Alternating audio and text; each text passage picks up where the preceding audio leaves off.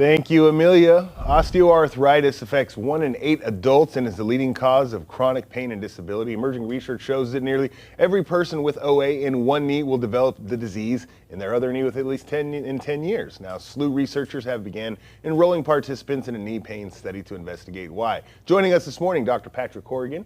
He's an assistant professor in the Department of Physical Therapy and Athletic Training over at SLU, and he's here to tell us more. First off, what is osteoarthritis? Yeah, so generally most people think about osteoarthritis as the disease that really impacts the structure around your knee. So normally it's your cartilage, but it can also affect various other structures.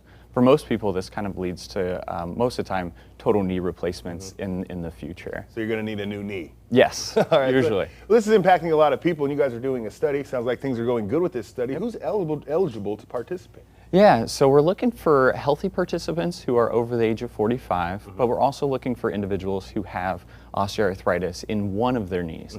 And really the easy way of kind of detecting this, and we're able to kind of determine whether or not you're eligible based on if you have pain in one of your knees, then filling out one of our screening surveys is definitely the way, and then we can kind of go from there to figure it out.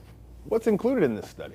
Yeah, so our visits are fairly short. They're about an hour and a half to 2 hours. For people who have osteoarthritis, really what we do is a series of questionnaires and surveys. We do assessments of pain and other tools that we use for physical therapy evaluation. And then what we also do is ultrasound imaging of the knee to look at structures around the knee. And then finally, we use 3D motion analysis to analyze people's movement while they're walking. That's kind of like the same technology that's used to animate movies and video games, but we just use it to study how injuries are impacting movement. That's fascinating, very fascinating. Yeah. So where will this study take place? Yeah, so the study is taking place on SLU's medical campus, which is kind of right there. You know, you have main SLU, and then you have right kind of south of 64.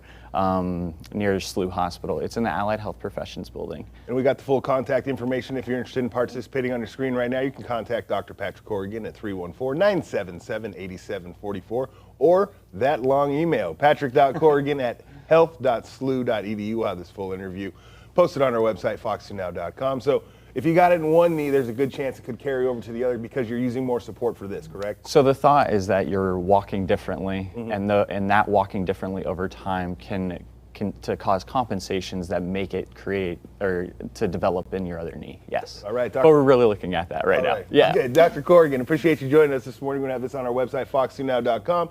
I don't know if he has osteoarthritis, but Tim's really cleaned up from that meniscus issue he had. Let's take a look what Tim's got going on.